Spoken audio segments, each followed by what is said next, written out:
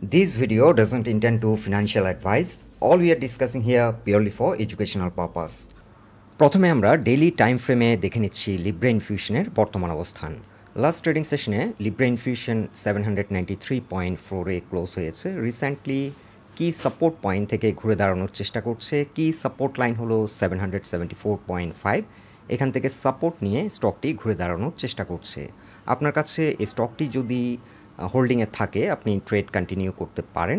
Immediate একটি resistance face করবে 842 লেভেলে, আর আমরা ফার্স্ট টার্গেট সেট করেছি 925।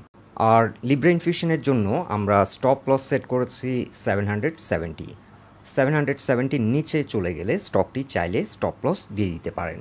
উইকলি টাইম ফ্রেমে যদি আমরা লিব্রা ইনফিউশনের অবস্থান দেখি আমরা আরেকটু সেন্সিবল ইনফরমেশন পাচ্ছি। এখানে আমরা ট্রেন্ড লাইন সাপোর্ট ড্র করেছি 710 থেকে 715। রিসেন্টলি এই স্টকটি তার ট্রেন্ড লাইন সাপোর্টে এসে সাপোর্ট নিয়েছিল এবং এখান থেকে ঘুরে দাঁড়িয়ে আপ টু 1115 পর্যন্ত প্রাইস অ্যাকশন করেছিল। লিব্রা ইনফিউশন যদি একটু লং টার্ম চিন্তাভাবনা থাকে সেক্ষেত্রে আপ টু 710 পর্যন্ত বাই টার্গেট সেট করতে পারেন। গ্র্যাজুয়ালি ডলার কস্ট অ্যাভারেজের মাধ্যমে ধীরে ধীরে অ্যাকুমুলেট করতে পারেন এবং টার্গেট সেট করতে পারেন 1215। ট্রেন্ড লাইন রেজিস্ট্যান্স আমরা ড্র করেছি 1220 থেকে 1280, আর আমাদের টার্গেট হবে 1250। এক্ষেত্রে আমাদেরকে অবশ্যই মাথায় রাখতে হবে লিব্রা ইনফিউশন যদি কোনো কারণে 700-এর নিচে চলে যায় সেক্ষেত্রে স্টপ লস দিয়ে দেওয়াটাই বেটার হবে। সো ইন শর্ট, লিব্রা ইনফিউশনের ক্ষেত্রে শর্ট টার্ম টার্গেট হলো 925 আর লং টার্ম টার্গেট হচ্ছে 1250। এখন আমরা ডেইলি টাইম ফ্রেমে দেখে নিচ্ছি লাভেলো স্টকটির বর্তমান অবস্থান। লাভেলো 2024-এ 30 থেকে শুরু করে 107 পর্যন্ত একটি লং র্যালি করেছিল, আর এরপর থেকেই স্টকটিতে দীর্ঘদিন ধরে আমরা একটা সাইডওয়ে প্রাইস অ্যাকশন লক্ষ্য করছি। 80 থেকে 100 পর্যন্ত সাইডওয়ে প্রাইস অ্যাকশন করছে। সো লাভেলো একটি লং র্যালি করার পর এখন একটি বেস ক্রিয়েট করেছে।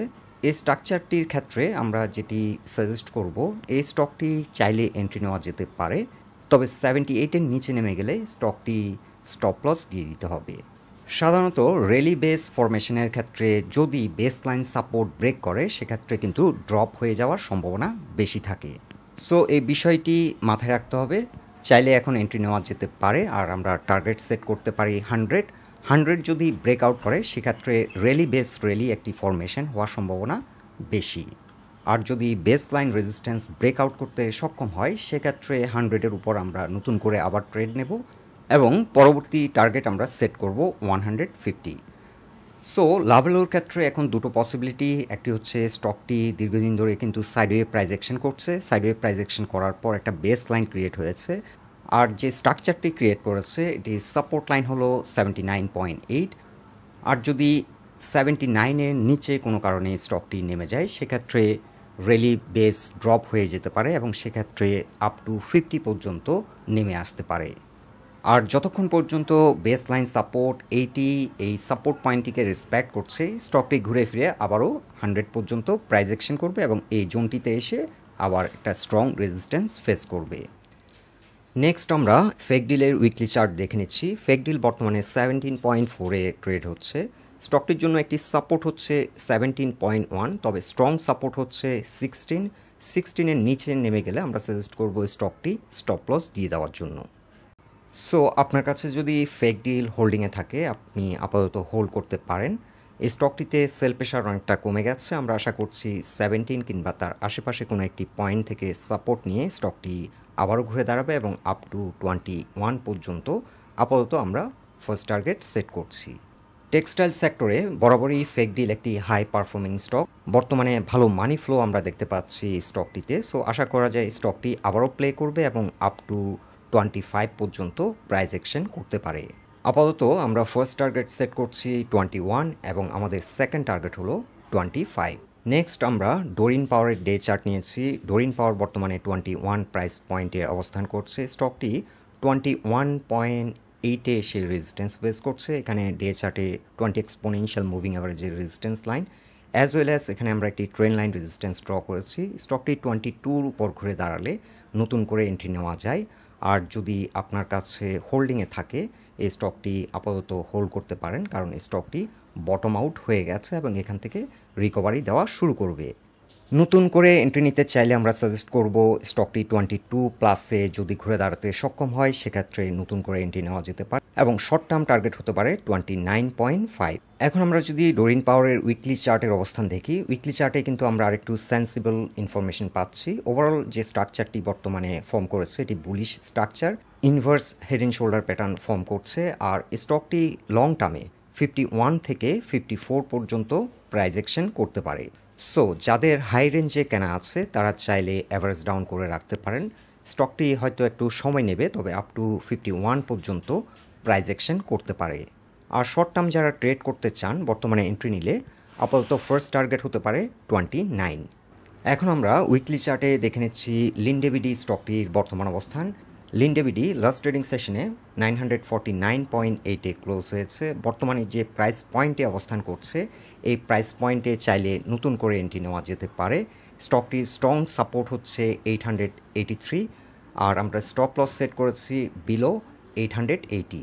আপনার কাছে যদি লিন্ডেভিডি হাই প্রাইস পয়েন্টে কেনা থাকে চাইলে কিছুটা অ্যাভারেজ ডাউন করে নিতে পারেন। এবছর কোম্পানিটি 400 ক্যাশ ডিভিডেন্ড পে করেছে, সো চাইলে ডিভিডেন্ড টেক করতে পারেন। আর আমরা লিন্ডেভিডির জন্য ফার্স্ট টার্গেট সেট করেছি 1311 আর আমাদের সেকেন্ড টার্গেট হবে 1557। এখন আমরা উইকলি চার্টে দেখে নেব ইউনাইটেড পাওয়ার স্টকটির বর্তমান অবস্থান। এটি পাওয়ার সেক্টরে একটি ব্লু চিপ স্টক। 411 পর্যন্ত প্রাইস অ্যাকশন হওয়ার পর এটি ধারাবাহিকভাবে পতনের কবলে পড়েছে এবং বর্তমানে 115.4-এ অবস্থান করছে। ইউনাইটেড পাওয়ারের ক্ষেত্রে একটি গুরুত্বপূর্ণ সাপোর্ট ছিল 140 থেকে 150। এটি একটি গুরুত্বপূর্ণ সাপোর্ট জোন ছিল।